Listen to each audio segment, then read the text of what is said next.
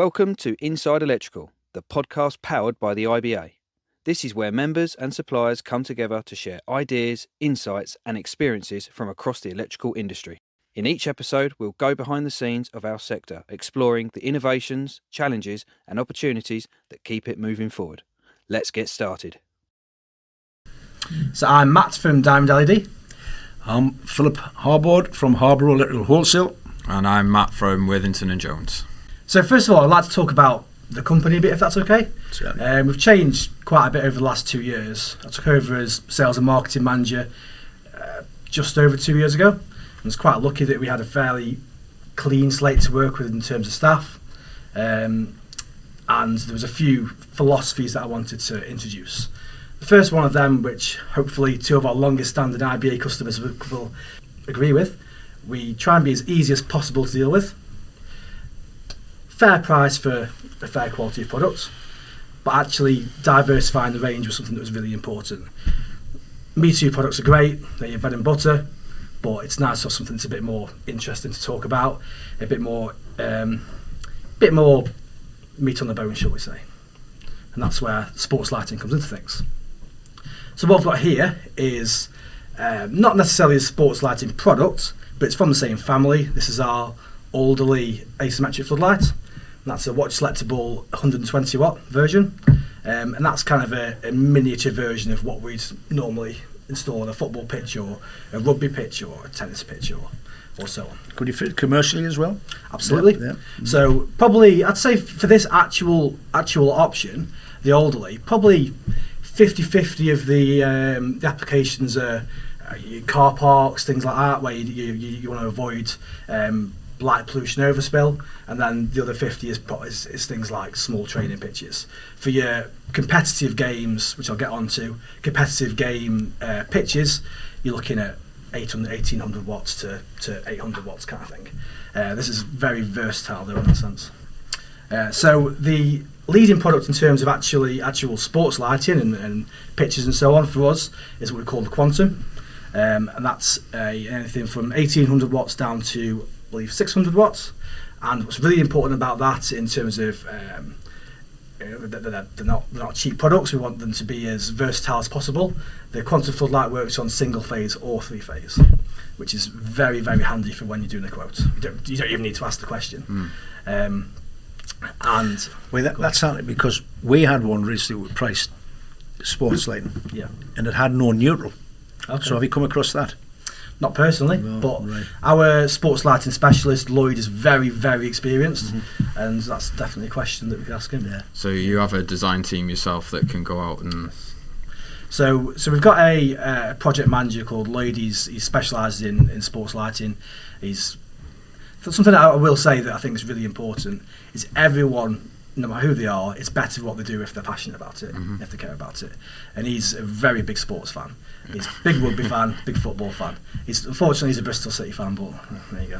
Can't always have it. Can't always have it. You can't. Yeah. But you know, like asymmetrical.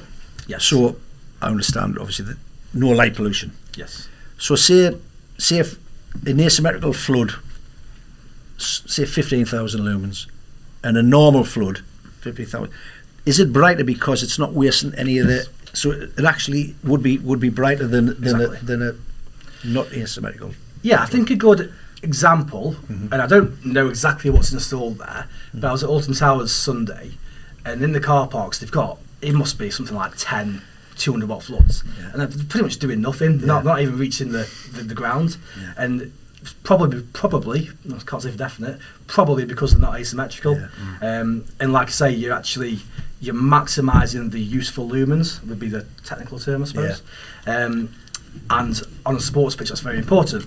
Before we had a asymmetric floodlight range, and a long time ago, we used to try and do designs with normal floodlights, and your floodlights the light wouldn't even reach the middle of the pitch, and that is exactly how you get around that. Yeah. And is it such a big market, sports floods? I don't think it's a massive market, but I think it's something that if you need to be good at it to be able to get a grip of what is out there in the market. What's really important that we do is we kind of hold the hands of all the players all the way through. So the end user, whether that's the football club themselves, the rugby club, the council, whatever, and the contractor. Take them from the first bit, which is doing the measurements ourselves, doing the design ourselves, doing the payback calculations ourselves, which can help you for grants and so on and all that kind of stuff, all the way to the point where if they actually want us to be on site when they install it, we're absolutely happy to do that. So it's the full package, really. You've got everything in the design area to install those floods, and for what you need. What rating is that IP rating wise? 66. 66. I thought, yeah. There you go. Yeah. So that's good. What about your street lighting? Is that Yes. have you improved your range of street? Because I think that's a bigger market, street lighting, isn't it? Yeah. So street lighting, as you probably understand, you've got sort of two facets of it, if that's the right word. You've got your council stuff, and then you've got your car parks, your walkways. Which is really. I don't know about you. Do you do any council street lighting? Very little. We don't Very really. little. It's probably tied up by the people who. That's right. That's right. But we do really well with street lighting in general. And the bugbear is the brackets. You know what I mean? And it's always getting wrong. It's always wrong. Always wrong. You know. Something I'll say is, and I think all of these things that I'm mentioning, hopefully, part of the reason why we've been so successful with the IBA in the past year, about 30% up, which I think is really good in this market. And one of the many things that we've done really well with is we keep streetlight brackets on the shelf. Yeah. And they're a very simple thing, and they're just simply measurements. But the whole sort of, is it 76 mil or does it fit a 76 mil, can really confuse people sometimes. Yeah. But again, it's just down to knowledge and having the trust in us that we know what we're talking about and that we're quoting in the correct product. Yeah. And on that, with the street lights, we do a kind of everyday smaller street light, very lightweight, very easy to fit, comes with a photocell built in that you can bypass if you don't need it, and then we do a higher powered superior, we actually call it, which is more of a if you need a high power street light. I mean, Diamond has certainly come a long way, hasn't it? From I mean, we just used to buy the domestic floods, but now panels, street lighting, sports lighting, it's great, you know. And what's the guarantee on the sports lighting? Yes, so 7-year product warranty, 2-year on site. That's good. And we don't ask you to fill out a form or anything like that. If it's faulty, The invoice is it's enough. faulty. Yeah. If we've supplied something that didn't work, we're going to replace it. And with sports lighting, it's not as simple as just swapping it over, is it? There's a cherry picker. Yeah. But of all the jobs we've done so far, we've not had one faulty. That's good. Yeah. Yeah. So I think the big point to put across is that I think we're good at sports lighting because we're good at it, not because it's cheap, not because of whatever, because we know what we're talking about. And you've got all the bases covered, it seems like. Basically, yeah. And Absolutely. what's the highest wattage you do? 1800 watt.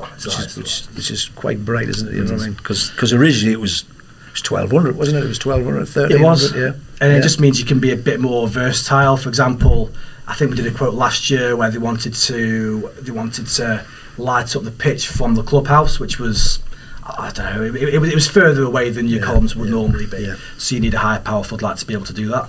And having a more versatile range means you can offer a more versatile range of quotes. So we could do paddle courts, for example. We do have a paddle court port light.